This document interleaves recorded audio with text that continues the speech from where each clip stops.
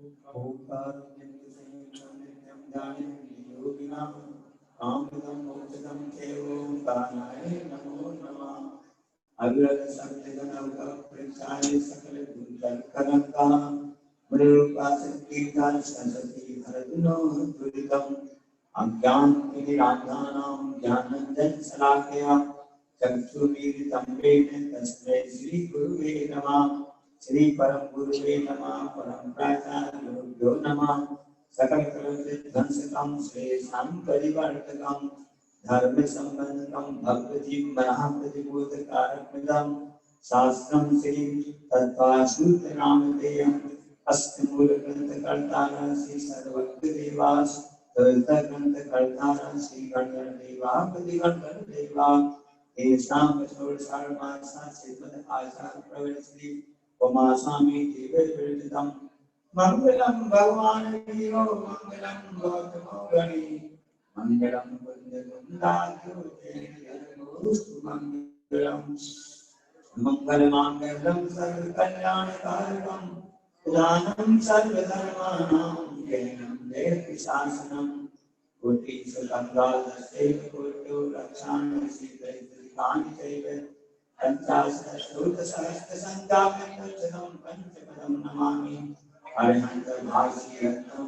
गन्धर्वदेवी गद्यं सम्मं परमाणि वत्तितो सुदरानुमोहनं विशेषा इंसानी वंदे सुरवंती कावस्तवों कस्तारुचि अंगोबंग वेद कावले परियंग सत्य परमाणु उपगय जुलियाजी सत्य देवं कायन शांतिकालम अंजनी पूजेवी बतानी नमः सामी दुक्खव कमक वेलाव त्रिगणं समायमनं देवगुण संपत्ति हो मंत्रम अज अपानिक स्वाध्याय विरयं सेवत आचार भक्ति कायो सर्वं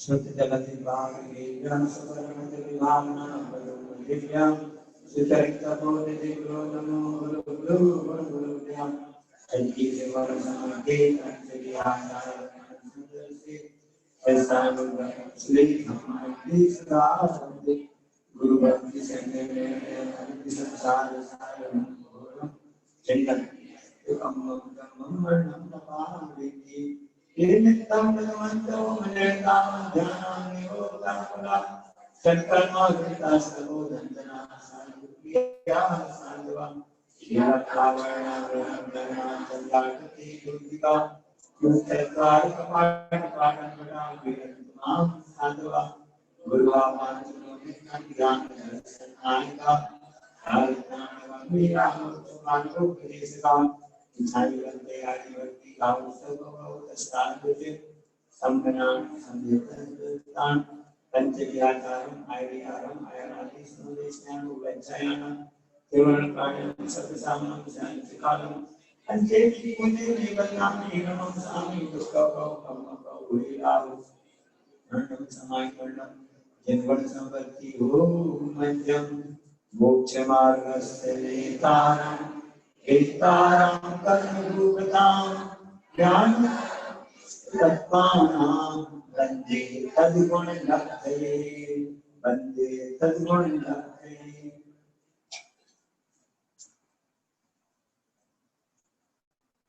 परिश्रम पार्वती का पहला दिन और तत्व सूत्र की उसके अंतर्गत वाचना। अभी आप लोगों ने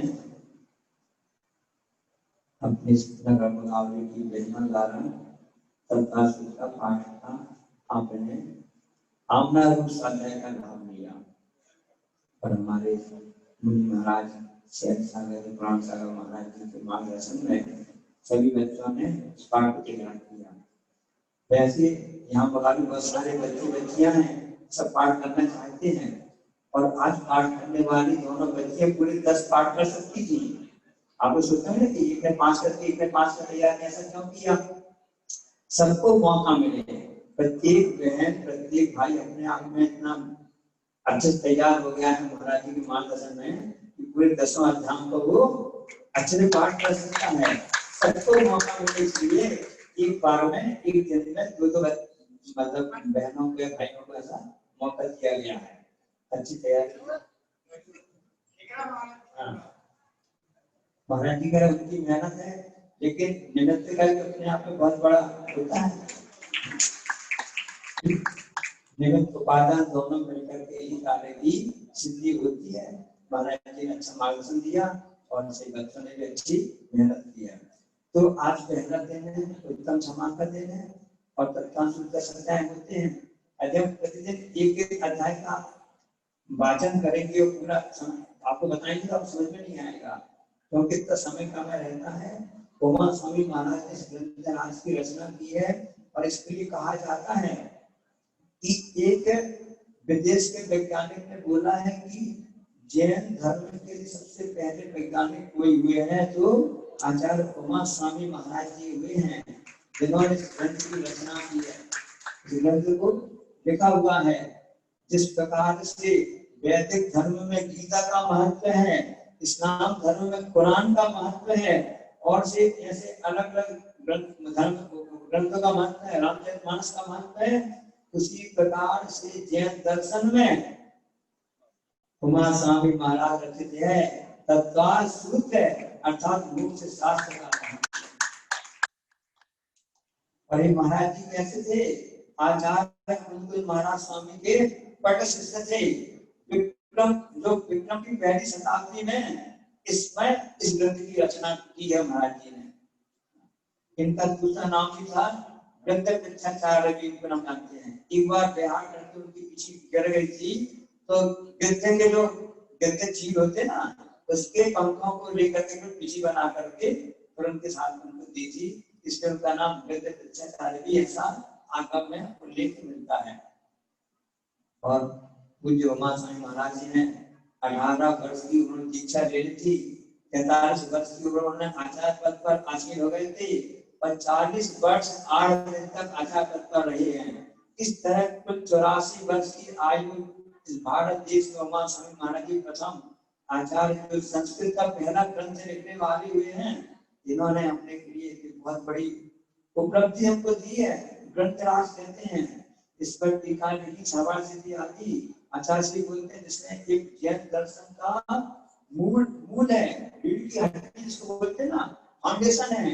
इसने तत्काल सूत्र का आत्मसात कर लिया, सवाल सिद्धि की पूरी परिभाषा याद कर ली, उसमें पूरे जैन दर्शन का पूरा उसको नॉलेज ज्ञान हो गया। इसलिए इसको हमेशा करते रहना चाहिए। और उसमें आखिरी में आया कि कितना बड़ा महत्वपूर्ण ग्रंथ है कि इसका एक बार पाठ करने पर एक उपवास का फल मिलता है। कि हमारे पास समय कहाँ पड़ गई मिलाने, 10 दिन बाद हो गया। इसलिए ऐसा समय आप लोग पढ़ेंगे अच्छा रहेगा।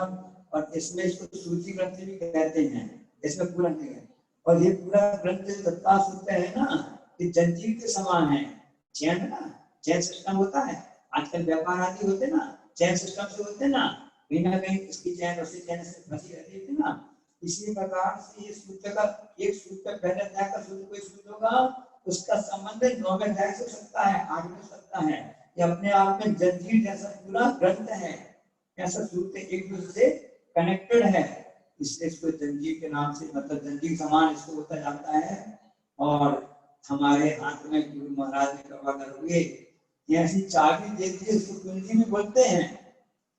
पहले तो आज का तो लोग संस्कृत पढ़ने लगे आने में, पहले इसका पढ़ने वाले कोई नहीं थे। तो बुजुर्ग माताएं रहती थी, दादी आदि रहती थी, तो लोग उसके किसी व्यक्ति से कहते थे हमें सूत्र जी सुना दो, सूत्र जी सुना दो। कितनी आस्था श्रद्धा थी, समझ में नहीं आ रहा, पढ़ने में नहीं आ रहा है, लेकिन सूत्र जी तो हमारे आचार्य उमा स्वामी महाराज ने लिखा है, हमारा प्राचीन ग्रंथ है, सुना दो, ये आस्था श्रद्धा कहलाती थी। इसी प्रकार से इसकी रचना हुई। इसकी रचना गिरनारी क्षेत्र में हुई थी, सिद्ध क्षेत्र कहलाता है। देवीनाथ भगवान की जो मोक्ष स्थली है, ऐसे शुद्ध रचना हुई हो अपना अद्भुत तो होगी होगी। समान से परिचय बता दिया। अब छठवां अध्याय में चलेंगे, थोड़ा और जानकारी दे देते हैं। इसमें 10 अध्याय हैं। पहले 4 अध्याय में जीव तत्व का वर्णन है। प्रश्न पूछा आचार्य जी से किसी व्यक्ति ने कि अरे समझ में नहीं आता है, तत्काल सूत्र स्वामी बोलते हैं तत्काल सत्यम तत्काल सत्यानम सम्यक दर्शनम, तत्काल श्रद्धा करना सम्यक दर्शन है। और वहां पर बोल दिया, अभी साफ करके बता दिया, जीव शास्त्र में श्रद्धा करना ये सम्यक दर्शन है। हम कौन की मान है? आखिर विरोधाभास कैसा है? तब आचार्य जी ने कहा कि भैया देखो, साफ तत्व का वर्णन कौन ने किया? भगवान ने किया, है ना। भगवान ने किया, भगवान के कहने के अनुसार आगम की रचना हुई, आगम की रचना हुई। और आगम को बताने वाले हमारे गुरु महाराज हैं। एक ही बात है, तो सज्जनम बोलो, देव शास्त्र बोलो, इसमें श्रद्धा रखना ही अपने आप में ये सम्यक दर्शन है। पहले 4 तत्व होते हैं, जीव, अजीव, आश्रम, बंध, संबंध, निद्रा, मोक्ष। इसमें पहले के 4 अध्याय में जीव तत्व का वर्णन है, पहला, दूसरा, तीसरा, चौथा। 5वें अध्याय में अजीव तत्व का वर्णन है, और 6वें और 7वें अध्याय में आश्रम तत्व का वर्णन है, और 8वें अध्याय में बंध तत्व का वर्णन है मुख्यता से, और 9वें अध्याय में संबंध और निद्रा है, 10वें अध्याय में मोक्ष तत्व है। जैसे 10वां दिन अपना पुरुष पर्व का होगा छुट्टी, हाथ से छुट्टी, मोक्ष मिल जाएगा। ऐसी 10वें अध्याय में ये बोला गया है। अब इसमें अपन चलते हैं वास्तव में कि इसमें अनुयोग क्या कहलाता है।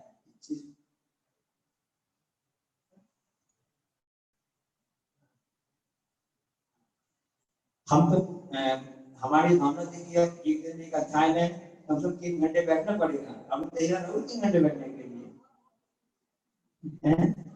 हम 2 बजे से 5 बजे तक, मतलब 3 से 6 बजे तक तैयार हो। सर मुझे भी कहो।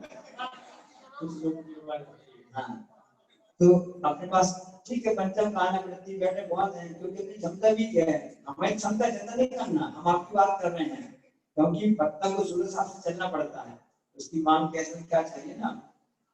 तो इस उद्देश्य से हम लोग ने सोचा है जब पहले 6वां अध्याय चालू करते हैं, कर्म का आना कैसे होता उससे तो बचा पहले। यदि कोई वस्तु ये है, अब इस असली वस्तु इसके लक्षण ये हैं, और इसके डुप्लीकेट जो आती है जिसके कारण से हम परेशान हो जाते हैं, तो वो लक्षण पता चलना चाहिए कि असली की पहचान क्या है, नकली की पहचान क्या है, ताकि उसको असली चीज पहचान सकें। तो 6वें अध्याय में आशा तथ्य ही बताया गया है कि आपने अपने असलीपन को भूल करके नकलीपन कैसे आपने ग्रहण कर लिया, असली आप कैसे हो, कैसे असली चीज लाओ, इस बात को बताया गया है। इस उद्देश्य से हम लोगों ने सोचा है हम 6वां अध्याय चालू करते हैं, ताकि आपको उसको विषय अवगत जाएगा। क्योंकि संसार में हम भ्रमण कर रहे हैं, एक ही कारण है, कर्मों के कारण से कर रहे हैं। अब कर्म कैसे आ रहे हैं, किस ढंग से आ रहे हैं, हम उसको समझ लें, अपने आप हम उससे बचने का प्रयास कर सकते हैं। जैसे हाल है, या अभी मान लो पूरा आत्मा का कहला गया, ये सभी आप लोग आ गए, कुछ यहाँ से आए, कुछ वहां से आए, कुछ वहां से आए ना, आना होगा ना, इकट्ठे हो गए।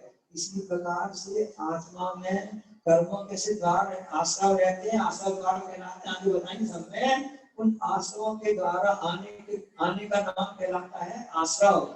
ऐसे आत्मा में कर्म आके चिपक गए हैं, पर हमको परेशान कर रहे हैं। हम क्या प्रयास करेंगे ये देखेंगे, ताकि कर्मों से हम बच जाएं। इस अध्याय में तत्तासु की बात करें, इसमें 4 अनुयोगों का वर्णन है। 4 अनुयोग होते हैं ना, प्रथमानुयोग, कर्णानुयोग, कर्णानुयोग, कर्णानुयोग। तीसरे अध्याय में जो है 6 कालों का वर्णन है, मतलब प्रथमानुयोग हो गया। और दूसरे, तीसरे, चौथे अध्याय में कर्णानुयोग की मुख्यता है। और से तीसरे अध्याय में कर्णानुयोग की वर्णन किसमें? 6वां, 7वां, 9वां और 10वां। और कर्णानुयोग का वर्णन जिसमें मुख्य पहला हो गया, दूसरा हो गया, 5वां हो गया, 8वां हो गया। अब जित हम थोड़ा बता देते हैं, सभी प्रकार के लोग यहाँ बैठे हैं कि अनुयोग क्या कहलाता है। तो ऐसे समझ लेते उदाहरण देकर के, एक माँ और बेटा जा रहे थे, माँ बेटा जा रहे थे, और ऐसा हुआ कि बेटा गिर पड़ा। बेटा गिर पड़ा तो बेटा रोने लगा। अब माँ उसको समझा रही कि बेटा रो मत, चुप हो जा। क्यों? उसने बोला कि कोई भी गिर जाता है, जो चलेगा सब करेगा, नहीं चलने वालों से गिरकर गिरना, चलकर गिरना वाला श्रेष्ठ है। नहीं चलने वालों से की अपेक्षा करते हैं, चल करके गिरना वाला श्रेष्ठ है, क्योंकि वह खाई को देख चुका है। जो खाई को देख चुका होता है ना, वही प्रश्न करके आगे बढ़ता है। माँ समझा रही है बेटे को, भाई जो चलेगा भी तो करेगा, कोई बात नहीं, चल जाए। वर्तमान योग यही कहता है कि लोग चलते हैं करते हैं, फिर समझते फिर आगे चल जाते हैं। वर्तमान योग यही कह रहा है।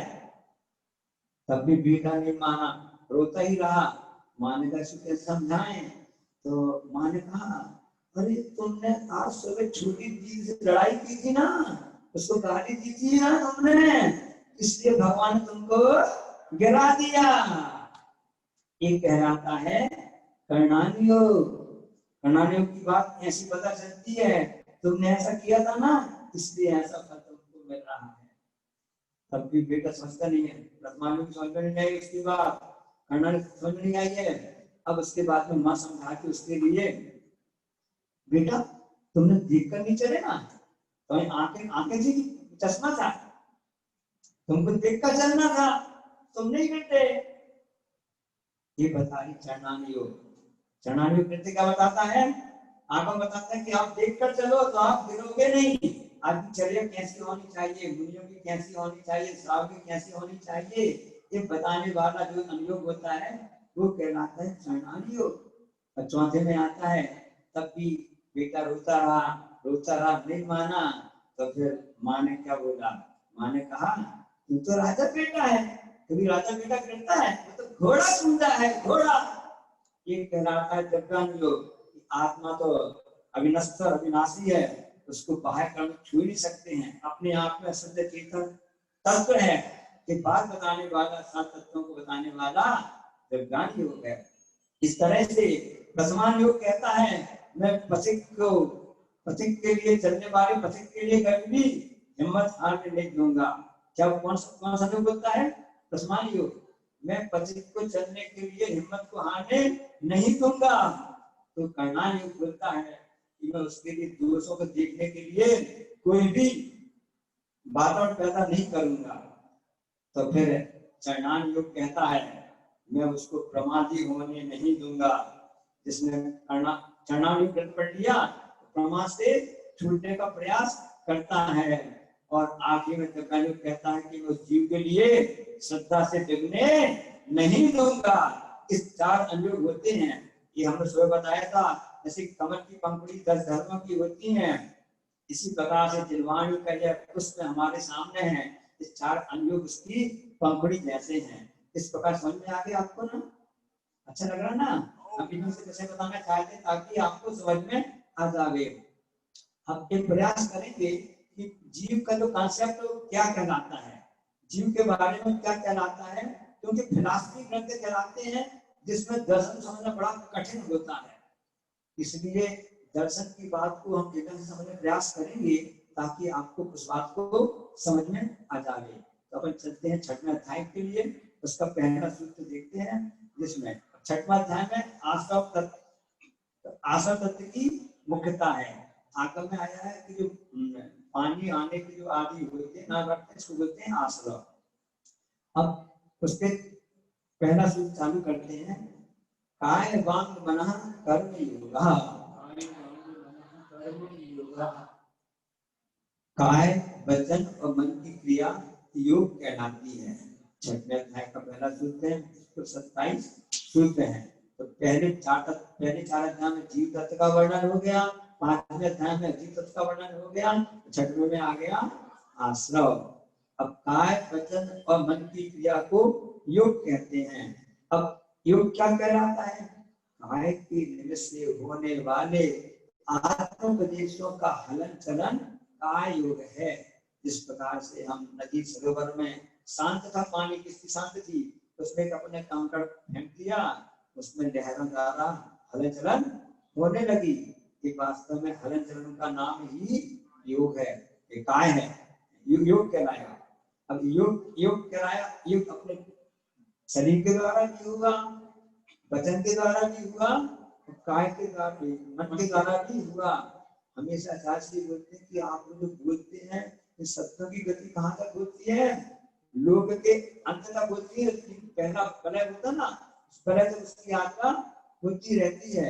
आपने कंकड़ फेंका, उसमें लहर हुई, आप देखो लहर कहाँ, आपकी आंखों की क्षमता नहीं कहाँ तक जा रही है लहर, तो लहर आखिरी तक जा सकती है। इसलिए जितने इसको बचाओगे, मन वचन की प्रवृत्ति जितनी कम से कम करोगे, उतना आपका योग कम होगा, उस हिसाब से आप आश्रय भी कम होगा। आगे बताएंगे। वचन के निमित्त से होने वाली आत्म प्रदेशों की जो हलन चलन होती है वो वचन योग है, और से मन के निमित्त से होने वाले आत्म प्रदेशों का हलन चलन है वह मनोयोग है। ज्यों सरवर जल ज्यों सरजल आवत मोरी त्यों आश्रव कर्मन को, धर्मित जीव प्रदेश कहें गुरु उद्गर भरमन को, भावित आश्रव भाव सवास निष्दिन चेतन को, पाप पुण्य के दोनों करता कारण बंधन को। कितने कोई परिभाषा आ गई, आगे की बताने के बाद में हमें डिटेल आएगी ना, और पढ़ते तो अपन है ना, मोह नींद की जोर जगवासी कर्म चोर जमोर। हाँ सुन नहीं, कितने की बात बोलिए कर्म चोर जमोर लूटे सुन नहीं, वो हमको लूट रहे हैं और हमको सुध नहीं है, क्योंकि हमने आश्रम तत्व का सिद्धांत से ढंग से नहीं कर पाया। हम अनादिकाल से आश्रम तत्व के सिद्धांत में भूल करते आए हैं, उसका ही परिणाम रहा है। और छठाना में भी आपने पढ़ा होगा ना, 5वीं ढाल में आता है, जो करने की तप लाई ताते हैं आश्रम भाई, आश्रम दुख कारण बनेरे बुद्धि बनते निर्भीरे। इसलिए किस ढंग से हमसे छूट जाए, ये हमारे आश्रम के द्वार हैं। हम पढ़ तो लेते हैं, दो ध्यान लगाएंगे तो अपने लिए वो तत्व सब कुछ अपने आप में मान ग्रंथ कहलाते हैं। इनका मन को साधना अच्छे करेंगे तो लाभ मिलेगा। और हम देख रहे हैं 1.5 महीने से यहाँ पे सभी लोग शाम को हमारे छठाना का साधना करा रहे ना, पहली 2 रात हो गई है, परीक्षा भी बच्चों ने दे दी है, तो छठाना के अपना भी मिनी ग्रंथ कराता समय का पूरा मेला जुला हुआ। हम जैसे छोटे लोगों के लिए जो समझ नहीं पाते हैं हिंदी भाषा का, एक कुंजी जैसा गाइड जैसी है, इसलिए उसको पढ़कर लाभ लेना चाहिए। अब एक समय में एक जीव के कितने योग होते हैं, तो प्रश्न हुआ, तो प्रश्न उसका उत्तर बताते हैं। एक ही योग रहता है, एक समय में एक टाइम में एक योग रहता है। एक व्यक्ति की तो हमेशा का योग रहेगा, एक ही दिवस उसकी है। ये 2 इंद्रिय से लेकर के असंख्य पंचेंद्रिय हैं, उनके एक समय में या तो काय योग होगा या वचन योग होगा, क्योंकि उसका मन है नहीं है। जब संगी बनेगा तभी मन होता है। जब पंचेंद्रिय संगी बन गया हुआ है, एक समय में या तो काय योग होगा या वचन योग होगा या मन योग होगा। एक समय एक ही रहेगा। एक साथ एक जीव के 2 या 3 योग नहीं होते हैं, इस बात का ध्यान रखना। अब उन्होंने बोला कि आपने योग तो बता दिया, आपने कहा था कि तो आश्रम की बात बताएंगे, और आपने बोल दिया कि योग बता रहे हैं, आश्रम क्या है? तो अगले सूत्र में आ रहा है सा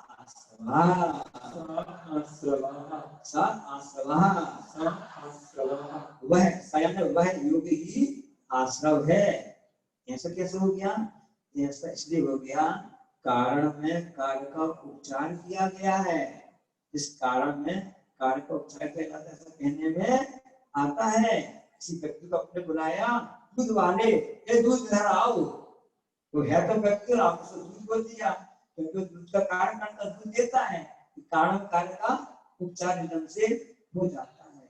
इसलिए यहाँ पे बताया गया है कि हम कर्म बांधते समय तो एकदम स्वतंत्र रहते हैं, कर्म बांधते समय एकदम स्वतंत्र रहते हैं, लेकिन जब हमको उसका फल भोगना पड़ता है ना, जब कर्म अपना फल देने आते हैं तो हम परतंत्र होते हैं। वो जैसा नाच नचाएगा हमको वैसा नाचना पड़ता है, ये आश्रम कहलाता है। बाद में हम बताएंगे कि आपको पुरुषार्थ करके आप अपने नाच को भी बदल सकते हैं। इसलिए कर्म बांधते समय जब सावधानी रखेंगे, क्योंकि स्वतंत्र कर्म बांधने में ना अपने आप हम हमारी पार्टी का बनेगा।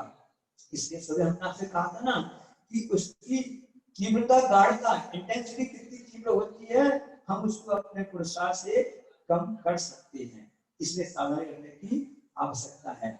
जिस प्रकार अब युग को आशा बोल दिया, क्यों बोल दिया? जिस प्रकार तालाब के जल आगमन के द्वार से जल आता है और वह जल आना ही द्वार, जो वो द्वार बना जो जल आने का कारण है। ये हाल में जितने दरवाजे बने हैं, हाल में आने के हम सबके आने का क्या हुए? दरवाजे हुए ना। इन्हीं दरवाजों को ही, इस प्रणाली को ही, इस नाली को ही हमने बोल दिया आश्रव, सा आश्रवा। इन दरवाजों को, नाली की प्रणाली को हमने बोल दिया वही अपने आप में आश्रम है, क्योंकि उसी प्रणाली के द्वारा ही वे आत्मा में कर्म में आते हैं। अतः योगी आश्रम कहला जाता है। अब आश्रम दो प्रकार का होता है, पुण्य रूप भी आता है कर्म और पाप रूप भी आता है। उन कर्मों के आने का हेतु जो योग है समान रूप से एक ही है। इसमें विशेषता है कि वही चीज है नहीं, उसकी विशेषता बताने के लिए अगला सूत्र है नंबर 3, स्वभाव पुण्यस्य स्वभाव पापस्य, स्वभाव पुण्यस्य स्वभाव पापस्य, स्वभाव पुण्यस्य स्वभाव पापस्य, स्वभाव पुण्यस्य स्वभाव पापस्य।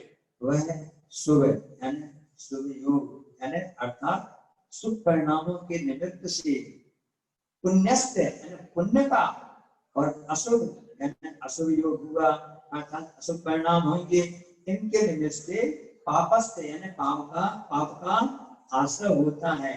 इसलिए इन आश्रय से बचने कहा गया है कि अशुभ योग से बचो, शुभ योग की प्रवृत्ति लाओ, ताकि शुभ योग शुभ परिणाम होंगे तो हमारे परिणाम अच्छे होने से हम हमारे अंदर भी शुभ कर्म आएंगे, उसका फल भी हमारे लिए अच्छा मिलेगा। इसलिए हमेशा शास्त्री कहते हैं इस बात के लिए कि अब जब भी कोई गाड़ी व्यक्ति चलाता है तो ब्रेक को हाथ में लेकर चलता है। ब्रेक को हाथ में, जो सफल जो ड्राइवर होता है वो ब्रेक को हाथ में लेकर चलता है, ताकि कोई भी इमरजेंसी आ जाए एकदम से ब्रेक लगा दिया जाए। ये बात तो कही जा रही है यहाँ पर भी कि समता रूपी ब्रेक को अपने हाथ में पकड़ो और सामने जैसे भी कसाय का वेग आता है, कसाय का अटैक होता है, एकदम से अपनी गाड़ी को ब्रेक लगा, बैलेंस करो कि कसाय बाजी से निकल जाए और आप एक्सीडेंट से बच जाओ। बचना चाहते हो? नहीं बचना चाहते हो? गाड़ी से आप चल जाते हो तो सोचते जाते एक्सीडेंट हो जाए, सोचते हो नहीं हो जाना, हम अपने लक्ष्य की ओर सुरक्षित पहुंच जाएं, एक्सीडेंट ना हो। तब अपन यहाँ पे संसार के मार्ग का ध्यान रखते हैं तो मोक्ष के मार्ग में ध्यान रखना पड़ेगा। अपने आप समता रूपी ब्रेक को हाथ में लेकर कैसे गाड़ी चलाओ कि आपका सुरक्षित अपने लक्ष्य की ओर मोक्ष को पहुंच जाओ। ये कहलाता है समता रूपी ब्रेक के द्वारा हम अपनी गाड़ी को संभाल कर चला सकते हैं, आश्रय को अपन कम कर सकते हैं, उसको उसका डायरेक्शन चेंज कर सकते हैं। जैसे कोई एक्सीडेंट होने के चांस रहते हैं ना, तो कई ड्राइवर क्या करते हैं, अब कोई चांस नहीं बचा है, ब्रेक फेल भी हो गया है तो गाड़ी को नीचे बाजू में उतार देते हैं, भाई पलटी खाई के ठीक हो जाएगी, घड़ेगी कि नहीं, क्योंकि नीचे उतर गई गाड़ी जाकर रुक जाएगी ना। एकदम से हम अपने मन वचन काया के द्वारा, इन योगों की प्रवृत्ति के द्वारा हम अपनी जीवन रूपी गाड़ी आत्मा रूपी गाड़ी को एकदम से अपन कर सकते हैं, समय आने पर उसको बचा सकते हैं। अब अशुभ योग होता है हिंसा करना, चोरी करना, कुशील करना आदि जितने भी होते हैं ना, 5 पाप आदि सबसे लक्षण होते हैं, ये सब अशुभ काय योग के कारण बनते हैं। असत्य, कठोर, असभ्य वचन बोलना, मुख्य बात आ गई, अभी तो सभी संबंधित क्रियाएं थी, अब वचन के क्या हुआ, असत्य, कठोर, असभ्य वचन बोलना, ये अशुभ वचन योग कहलाता है। तो मानने का विचार करना, ब्रेन माइंड में चल रही, कहानी चल रही है, मानने का विचार करना, मानने बस नहीं, मन में ईर्ष्या के भाव लाना, ये सब अशुभ मनोयोग के कार्य हैं, समस्त स्वास्थ्य के लिए। परीक्षण करना चल रहा, पहला दिन है, अभी से बचना चालू करो, अभी से ऐसे प्लान बनाना चालू करो, 10 दिन में ऐसी भूमि बन जाएगी कि शेष 355 दिन हम अच्छे से खेती बाड़ी कर सकेंगे, धर्म की फसल का लाभ ले सकेंगे। ये बताया जा रहा है कि हमने अशुभ मन, हमारा अशुभ मन योग हुआ, आस्था हुआ, कैसे हुआ? हमने ईर्ष्या जलन आदि परिणाम कर लिए, इसलिए ऐसा हुआ। और यदि शुभ करना हुआ, हाँ हाँ, ईर्ष्या जो आदि होती है ना, देखो कंपटीशन जो होती है ना, प्रतिस्पर्धा दो प्रकार की होती है। एक होती है स्वस्थ प्रतिस्पर्धा, जैसे कोई व्यक्ति पढ़ रहा, पढ़ाई कर, उसके कितने नंबर आए, अरे उसके कितने नंबर आए, हम जैसे पढ़ाई करेंगे तो उससे 1 नंबर हम ज्यादा आएंगे। वो उस व्यक्ति से ईर्ष्या नहीं कर रहा, वो उसकी पढ़ाई से ईर्ष्या कर रहा है। अतः जी बोलते ना, नकल करो नहीं है, हमारे यहाँ तो ऐसी व्यवस्था है, पूरी खुली किताब है। अब हम लोग बोला चाची से, साहब से कहते हैं तुम नकल करना चाहते हो ना, हम इतने महाराज जी बैठे हैं, नकल कर लो, खुली छूट है, ऐसे ध्यान कर लो। इसमें कोई आपको कॉम्पिटिशन नहीं पढ़ने मिलेगा, इसमें कॉम्पिटिशन करो ना। आपके पास अधिक पैसा है, सबको चाहिए, दान का मौका आया, उसमें आप करो, व्यक्ति की बोली रहे, आपकी बोली मान कसै का पोषण नहीं हो रहा है। यहाँ पर जो वास्तव में ईर्ष्या वाली बात नहीं है, यहाँ पर तो हम और दान दे सकते हैं, हमें भगवान ने दिया है, हम अपनी उदारता से दे रहे हैं, अपने परिणामों को अच्छे रखते कर रहे हैं, तब वो लाभदायक होगा। इस तरह से ये हो गए आपके अशुभ योग हो गए, और शुभ योग हो जाएगा तो शुभ योग क्या कहलाता है? इसके विपरीत अच्छे अच्छे काम होंगे, शुभ योग कहलाया जाएगा। और शुभ योग के द्वारा, शुभ वचन योग के द्वारा, शुभ मन योग के द्वारा आश्रम भी सही होंगे। पुण्य पाप किसे कहते हैं? अब आपने शुभ से होता है, अशुभ से होता है, अशुभ यानी पाप, अशुभ यानी पुण्य। तो इसके लिए परिभाषा सर्वा सिद्धि में आई है, जो आत्मा को पवित्र करता है या जिससे आत्मा पवित्र होती है वह पुण्य कहलाता है। जो आत्मा को पवित्र करता है, जिससे आत्मा पवित्र होती है, वह पुण्य कहलाता है। जैसे साता वेदनी आदि, तो साता वेदनी आदि को आश्रम का होगा जब हम अच्छे कार्य करेंगे और अपने आप में पुण्य कार्य में हम अपने आप को लगाए रहेंगे, तभी वह अच्छे से हो सकता है। और इसके अभी यहाँ पर चूंकि आप सब घर गृहस्थी छोड़ करके यहाँ पर देव शास्त्र शरण में आए हुए ना, इस हमारे लिए सब आश्रम का कारण बन रहा है, क्योंकि हमारा यहाँ उपयोग योग दोनों शुभ रूप है, पाप रूप नहीं है। प्रवृत्ति रूप में पाप रूप नहीं है, प्रवृत्ति रूप में पुण्य रूप में हमारा ये कार्य चल रहा है। इसलिए हम सभी अभी शुभ योग की ओर हैं। आगे बताया जाता है कि सभी योगों को छोड़ करके फिर आप अपने आत्मा में लीन रहोगे, योग निरोध करना पड़ता है, तो आपको मोक्ष जाना पड़ेगा ना। 13वें वर्ष तो सहयोग योग नहीं बनेंगे, वहां तक रहते हैं, लेकिन आपको और आगे की यात्रा करनी है, सत्य प्रविष्टि करना है, आपको जन्म प्रस्थान प्राप्त करना है, अयोग्य भी बनना पड़ेगा, तब आपको मोक्ष आगे जाकर के मिलेगा। अभी योग अच्छे से कर लो, पहले क्या से उपास करने, ठीक है उपास करना चाहिए, द्वादश करें ना, पहले भोजन करना तो सीख लो, कैसे भोजन करना है, फिर भोजन को छोड़ने की बात करना। भोजन कब करना, कैसे करना, कहाँ करना, कितनी मात्रा में करना, पहले इसका ज्ञान कर लो, जब आप उसको सीख जाओगे तो भोजन छोड़ने की बात करना। ये स्टेप स्टेप स्टेप करना है। और इसी प्रकार से क्या आश्रम सब संसारिक प्राण जीवों के समान फल को उत्पन्न करता है, क्योंकि विशेषता है नहीं, इसमें भी और विशेषता आती है। विशेषता कैसे आती है, इसके लिए अगला सूत्र कहते हैं, स कषाया कषायो सांप्रदायिक क्रिया पतयो, स कषाया कषायो सांप्रदायिक क्रिया पतयो, स कषाया कषायो सांप्रदायिक क्रिया पतयो, स कषाया कषायो सांप्रदायिक क्रिया पतयो। स कषाय यानी कषाय से सहित, अकषाय मतलब कषाय से रहित या अकषाई, इन जीवों के सापेक्ष आश्रम और ईगपत आश्रम होते हैं। कैसे? आश्रम के दो भेद होते हैं, पहला होता है सापेक्ष आश्रम, दूसरा होता है ईगपत आश्रम। इसके लिए आचार्य जब भी क्लास पढ़ाते हैं परीक्षण पर्व में, छठवें दिन इसकी व्याख्या करते हैं, बहुत अच्छे उदाहरण देते हैं। इसके लिए काशी कहते हैं कि आपके घरों में टीन लगा है, नाली डाल, नाली चद्दर की टीन लगी रहते ना, उसमें पानी गिरा, बरसात का पानी गिरा और पनार जिसको बोलते हैं ना, और पानी गिर करके पनार से बहते हुए वह नीचे गड्ढे में इकट्ठा हो जाता है। पनार में कितने पानी रहता है? 1 मिनट के लिए बस पानी गिरा और जमीन में वो सूख जाता है। इसको बोलते हैं ईगापद आश्रम। कर्म तो आए, कर्म तो पानी तो गिरा वहां, लेकिन टिका नहीं, बाईपास निकल गया, तो नीचे जाकर गड्ढे में रुक गया, स्थिर हो गया। ये हो जाएगा आपका सांप्रदायिक आश्रम। कौन सा आश्रम रहेगा? सांप्रदायिक आश्रम हो गया। इसलिए सांप्रदायिक आश्रम जो होता है उसको देखो, अपना ऐसा प्रयास होना चाहिए, कर्म तो आए, ऐसा हमारा पुरुषार्थ होंगे। 10वें गुण स्थान तक चलता रहता है ढंग से, जब तक कसाय का सद्भाव चलता रहता है तब तक ये आश्रम चलते रहते हैं। जब आप कसाय का समाप्त हो गई, ईगापद आश्रम आ गया। कर आश्रम तो हो रहे हैं लेकिन वहां पर कोई टिकाऊपन नहीं है, स्थिरता नहीं है, आया गया आया गया आया गया। बड़ी बड़ी ट्रेनें आपके मुकाबले स्टेशन होती ना, आती तो है सीधी आई और निकल गई, यहाँ स्टॉप ही नहीं रहता है। ये क्या रहता है? महाजी में मालगाड़ी होती है ना, कभी कभी, हाँ कभी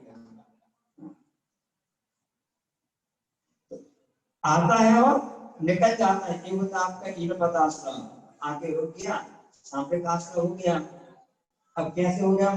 थोड़ा आपको टेस्ट बता देते हैं। अच्छा पुराण बताते आचार्य श्री का।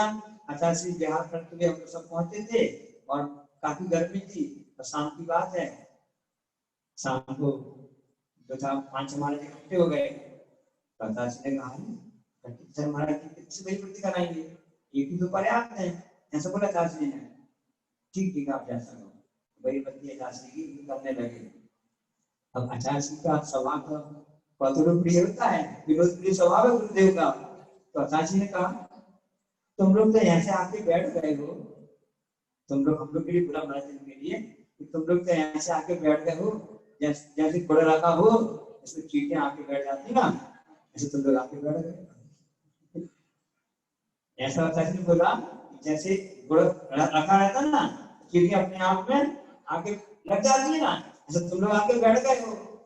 हमें एक महाराज ने बहुत अच्छा उत्तर दिया, आचार्य श्री हमें कोई गलती नहीं है, गुड़ जितना मीठा कहे गुड़ जाने, गुड़ में इतनी मिठास है, हमारी कोई गलती नहीं है, हम लोग बच गए। हमने कहा गुड़ इतना मीठा है कि गुड़ का स्वभाव ही ऐसा है, हम लोग की कोई गलती नहीं है। अच्छा नहीं, तुम लोग भी कलाकार हो, अपने आप को बचा कर देते हो। तो इस ढंग से आश्रम को देखना तो है, कहां पर कौन चिपकना है ये देखो। चींटियां समझदार रहती है, कहां चिपकना है, आश्रम समझना है नहीं आश्रम। जैसे आप लोग देखते नया नया हाल है, नए नए दूध पट्टा आप लोग पहन के सुबह आए थे, वो भी हथकरघा वाले और नए नए बर्तन थे, यहाँ पर आके सब लोग आके चिपक गए। क्या करें, सब पंडाल था ऐसे भगवान का समूह था, सब बच्चों ने निर्माण किया, सबकी अच्छा किया, अब चिपकेंगे तब जे आपका हुआ सब आश्रम सब लोग हुआ।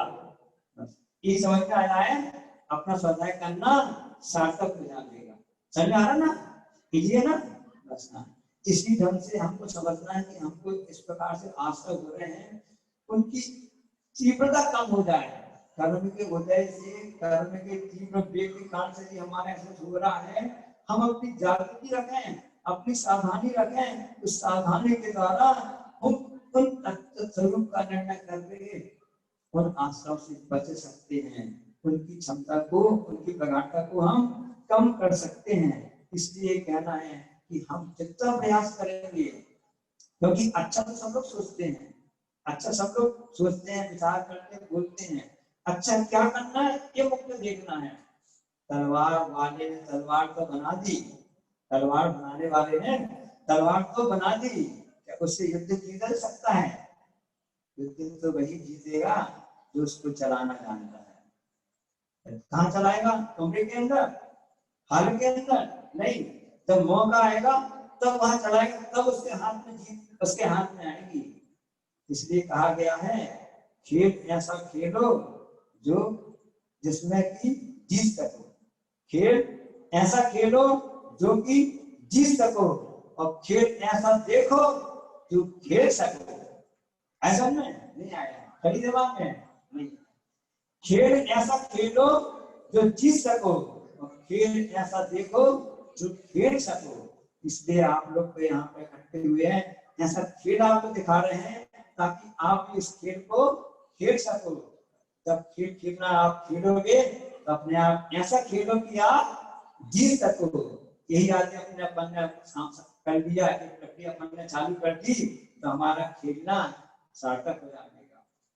खोज को कुछ नहीं मिलता, आकाश जी बोलते हैं आप लोग धर्मोपास करो, सब कुछ करो, छठवां हिस्सा तो हमको मिल ही जाएगा। ये एक ऐसी महावीर स्वामी भगवान की और ज्ञान सागर माँ की ऐसी एजेंसी है जिसमें हमको बोनस तो मिलता ही रहता है।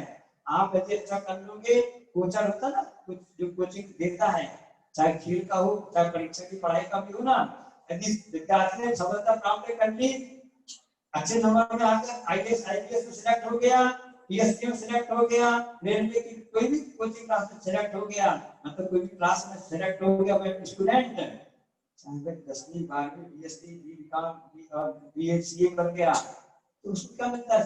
कोचिंग देने वाले को संतुष्टि होती है कि मेरी मेहनत सफल रही। वास्तव में करने वाला तो सामने वाला बोलता है, ये जनवाड़ी मां कहती है मैं तो आपको बता दूंगी, सब कर दूंगी, खेलना तो आपको खुद ही पड़ेगा। उस खेलने की प्रक्रिया समझ लो, उसी का नाम पे आश्रम के स्वाध्याय है। तो इस प्रकार से जो आपने आश्रम समझ में आ गए, इसके उदाहरण दिया है आचार्य संगीत, कसाय के द्वारा जिन कर्मों का आश्रय होता है वह सामरिक आश्रय कहलाता है। यह पहले गुणस्थान से लेकर के 10वें गुणस्थान तक होता है। तो ईरापद आश्रय क्या कहलाता है? ईरे यानी योग, उसके द्वारा जिन कर्मों का आश्रय होता है वह ईरापद आश्रय कहलाता है। एक ईरा होती है, सवित्री होती है, एक बार में चलना, लेकिन यहाँ पर एक 11वें गुणस्थान से लेकर के 13वें गुणस्थान तक ही होता है। इसका स्वामी कौन बनेगा? 11वां स्थान पर दीजिए, 12वां स्थान पर दीजिए, 13वां स्थान दीजिए, 14वां वाला नहीं बनेगा क्योंकि वहां पर योग का अभाव हो गया है। इसके लिए आप यदि आप लोग मेहमान आए, बताइए प्रश्न बहुत अच्छा है, आपके यहाँ मेहमान आए और आप उनका अच्छा स्वागत किया, अच्छी आभगत की, कुछ दिन रुक जाएंगे आपके लिए, अरे अच्छे रखो, ससुराल आए हैं, बढ़िया है, आपने मामा के यहाँ फूफा के यहाँ आए, सब कुछ आए हैं ना, रिश्तेदारी में जैसे आए हैं ना, कुछ भी आए हैं, रुक गए, कुछ दिन तक मेहमान हो गए, वो हो गया सामरिक आश्रय। समझ लो, सामरिक उदाहरण बता रहे हैं, लोग व्यवहार तो निभाने, ऐसा नहीं कि महाराज जी ने कहा था, ऐसा नहीं है। और आपने स्वागत अच्छे से नहीं किया, भैया कब आए थे, कब जाओ, तब पूछा ना, चलता ना, कई जगह चलता ना, जब कोई चलता जब कोई बात बता रहे हैं, क्या भैया कब आए हो, अभी आए थे, कब जाओ, अभी का घंटा निकल जाए, तो भोजन तो करके आए हुए ना, अंत घर जाके करो, जगह कीड़ा बता समझ में बात के लिए ये इसलिए हम बता रहे हैं, ऐसा नहीं करना कि महाराज जी ने ऐसा कहा था हम मुझे बता करना है और सब का आसन नहीं करना है, तो लोग व्यवहार की बात है, समझाने को बता रहे हैं। इसी प्रकार से यदि घर में आ रहे हैं, रुक रहे हैं, कोई बिल्कुल झटका मत दो, अपने आप चले जाएंगे।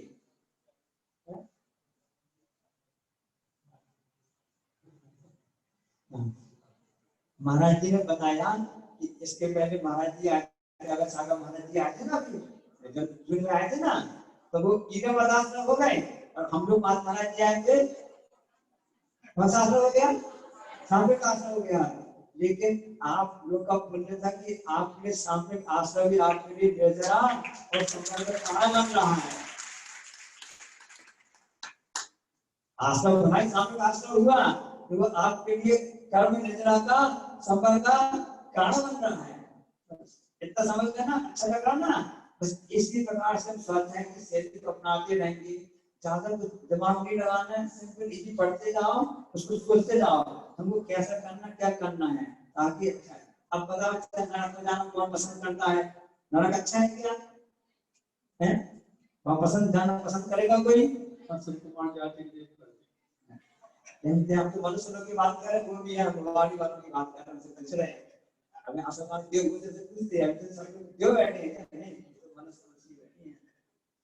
तो नरक अच्छा नहीं बोलता है, वहां पर पसंद जाना में पसंद नहीं करता है, वहां पर सावधानी रखता है। बस उसी बात को बताने के लिए कि आपका आश्रम का प्रकरण चल रहा 6वां अध्याय, इसी को बोला जाता है।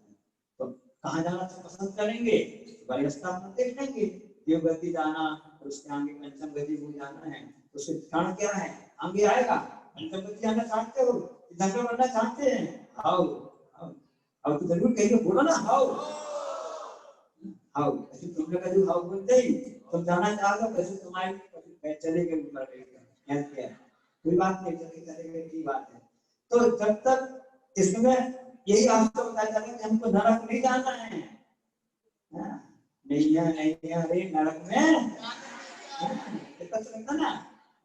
यदि हमने 24 दिन भगवान की शरण प्राप्त कर ली, ऐसा भगवान से लेकर महावीर तक बने ना, ऐसा वजह संभव है ना, उस वजह में आता ना। तो ऐसे 3 लोग में नहीं है, 3 लोग में नहीं है ऐसे भगवान आपके जैसे देवेंद्र देव, इसलिए हमको नरक में नहीं जाना है। हमने 6वें अध्याय में तत्काल सूत्र के उस कर्मों के आश्रय को जान लिया है। हमको तो ऐसे आश्रय चाहिए है जो हमको जीव गति में ले जाएगा बाद में, जहां आप कहते हमको खुद ही जाने हैं, इधर नहीं जाना है, इधर नहीं रहना है। सिद्धा वे जीव सिद्ध भगवान है, वे ही अपने आप में शुद्ध चेतना को भोग करते हैं। ऐसे जीव को गति को प्राप्त करना है। ये दोनों आश्रय हो गए। अगला सूत्र आता है, अब बता दिया, अब सामरिक आश्रय किसे कहते हैं उसके वेद को बताते हैं। इंद्रिय कषाया प्रक्रिया पंच चतु पंच पंच विंशति संख्या पूर्वस्थ भेदः।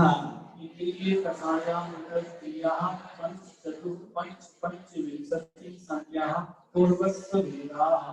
इंद्रिय कषाया प्रक्रिया पंच चतु पंच पंच विंशति संख्या पूर्वस्थ भेदः।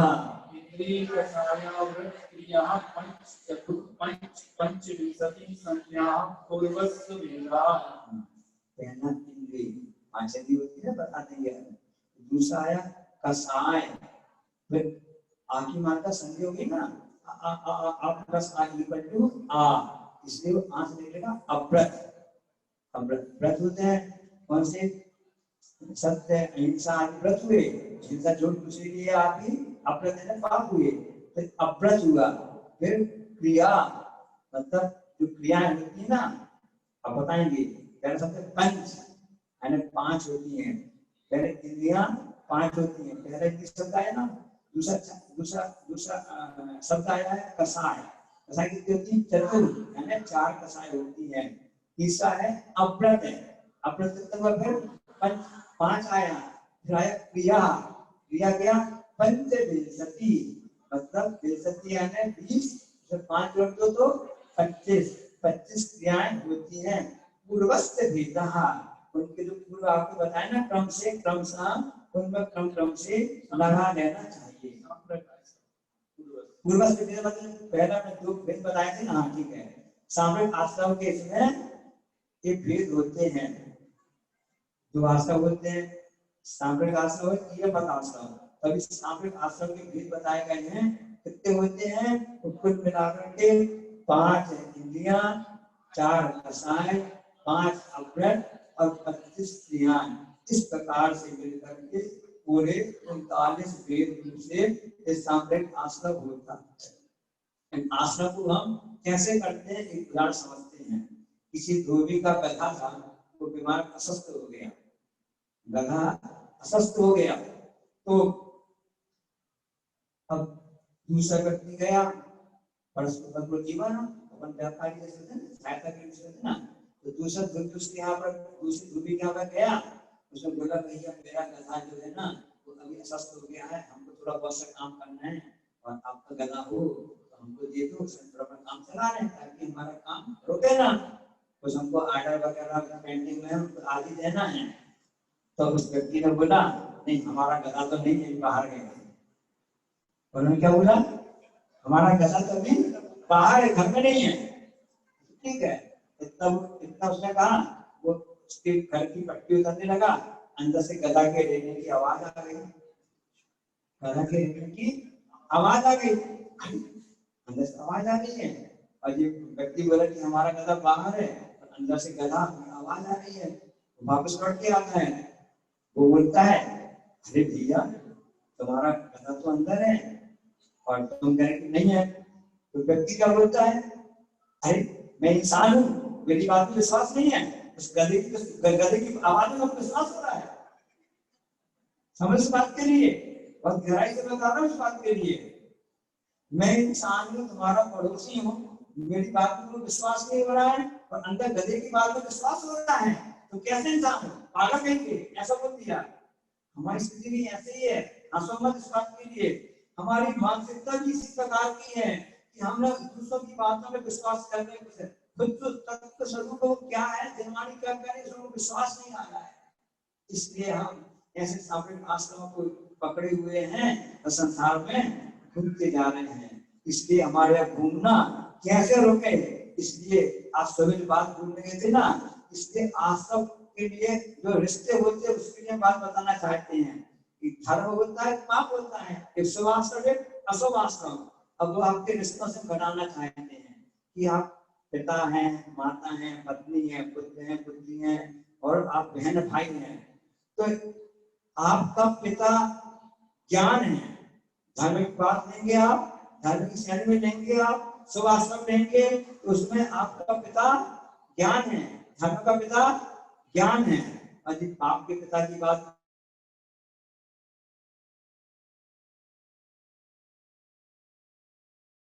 धर्म की यदि माता देखेंगे, धर्म की माता दया है, और पाप की माता देखेंगे तो पाप की माता हिंसा है। यदि धर्म की पत्नी देखेंगे संतुष्टि है, और यदि पाप की पत्नी देखेंगे ईर्षा है। अशुभ आश्रम बन जाएगा। यदि आपने ऐसी पत्नी बनाई, ईर्षा की पत्नी बनाया, तो आपके लिए पाप का आशा होगा, अशुभ आश्रम होगा। और आपने संतुष्टि को पत्नी बनाया तो आपके लिए शुभ आश्रम होगा।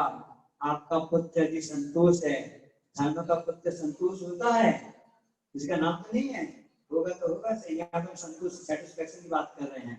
यदि धर्म का पुत्र है, संतोष है, तो आपका शुभ आश्रम हुआ। और यदि पाप का जो पुत्र होता है स्वार्थ होता है, पाप का पुत्र स्वार्थ होता है, वहां पर जब भी स्वार्थ आएगा परमात्मा भूल जाएंगे, अशुभ आश्रम होगा, अशुभ योगों के कारण से अशुभ परिणाम होंगे। और जब हम संता रूपी पुत्री को प्राप्त करेंगे तो हमारा धर्म होगा, तो धर्म की पुत्री का नाम तो समता है। धर्म की सबसे चहेती बेटी एक अच्छी है तो उसका नाम है समता, और पाप की पुत्री है उसका नाम है ममता। क्या चाहिए, समता की ममता? समता। तो ममता क्या है, मूर्छा, परिग्रह, तो आसक्ति होती है ना, ग्रहण करने भाव होती है, नाम तो नहीं है, क्षमा कर देना, ये तो मैं विषय बता रहा हूँ। हाँ, और सुमति है जिसकी, धर्म की जो बहन है वो सुमति है, और धर्म की बहन सुमति हो गई, तो पाप की बहन कौन होगी, सुमति। सब जानते हैं, वाह अच्छा, सुमति होगी है ना। तो अपनी बुद्धि भ्रष्ट होती है ना, कि वो है महामद यो अनादि, वो है रूपी हमने शराब को पी के रखी है अनादिकाल से। हमारी बहन जो बननी थी सुमति की जगह कुमति बन गई है। अच्छी बहन बनाओ, अच्छी बहन बनाओ तो आपके हाथ में अच्छी राखी बांध है, नहीं तो कुमति बहन आपने बना ली और राखी बांधे तेरे पूछे इतो दे हो, इतो दे हो, तो बांधा दे नहीं मानेगा। तो सुमति बहन, सुमति को अपनी बहन बनाओ। भैया हमारे थे, आपने बहन बहन की बात कर रहे, सभी माँ की बात कर रहे थे, आपको पुरुष के साथ बोल ही नहीं रहे। धर्म का यदि सही भाई है, सत्य है, सत्ययुग जयते जो कहा जाता है, धर्म का सही सगा भाई कहलाता है, जिसके द्वारा शुभ आश्रय होता है। और पाप का भैया जो है वो वास्तव में झूठ है, ब्याजखोरी आदि होती ना, समझ इस बात के लिए अपने इसमें यहाँ पर ज्यादा चलती ना, ब्याजखोरी वगैरह होती ना, झूठ बोलना पड़ता। हाँ, ये लोग ब्याज काटने में दिया बैठ जाते हैं, इसे झूठ लगा आते हैं। इन पाप का भैया कहलाता है। इसके द्वारा अशुभ आश्रव होता है। इन अशुभ आश्रव से कर्म बनते हैं और कर्म बनने से उन परिणामों को भोगते हैं। इसलिए यही हम कहना चाहते हैं कि हम सबको बड़े पुण्य से दुर्लभ से जीवन मिला है। जीवन में गणित जैसे समझ लो, जीवन में गणित है। कैसा गणित है महाराज जी? तो सिंपल है। कैसा अच्छा गणित इसमें है बस बुराई खाना हमारी याद आ गई ना इसमें ना। इसमें जो अच्छी अच्छी बातें हैं, अच्छे अच्छे लोगों को जोड़ लो, प्रशंसा आती है ना इन सबके लिए, अच्छे अच्छे गुणों को जोड़ लो और जो खराब प्रवृत्तियां हैं तो सबको घटा दो, सबको घटा दो। जो अच्छाइयां हैं उनका बड़ा कर दो, जितनी बुराइयां उसका भाग दे दो, क्योंकि भाग देने से भाग फल जो शेष बचेगा। हमने एक चीज अच्छी चीज जोड़ दी, खराब चीज घटा दी, अच्छाइयों का गुणा कर दिया, बुराइयों का हमने भाग दे दिया। जो शेष बचा हुई तो हमारा जीवन होना चाहिए। ऐसे जीवन चाहते हो ना? चाहते हो? हाँ, ऐसे जीवन चाहते हो तो हमको जनवाणी की शरण में आना पड़ेगा। इसलिए कागज में कोई पानी पानी लिख दे, पानी पानी लिख दे, पानी पानी पानी, उसकी प्यास बुझेगी क्या? है हो सकती क्या? नहीं हो सकती है। जिस प्रकार कागज में लिखने मात्र से पानी प्यास बुझ नहीं सकती है, उसी प्रकार से आचरण करने की रट लगाओ, उससे क्या वह आचरण हमारे जीवन में आ सकता है? नहीं, उसको उतारना पड़ेगा। नहीं तो हमारी स्थिति भी होगी जैसे वो तोता की आती है ना, आपने कहानी पढ़ी होगी, जानी होगी ना, कि शिकारी आता है, जंगल में जाल फैलाता है, हमको जाल में फंसना नहीं चाहिए। इतना रटते तो आए हैं, इतने सालों से परेशान तो फंसना नहीं है। तो अहिंसा परमो धर्म की जय। समाधि परिणाम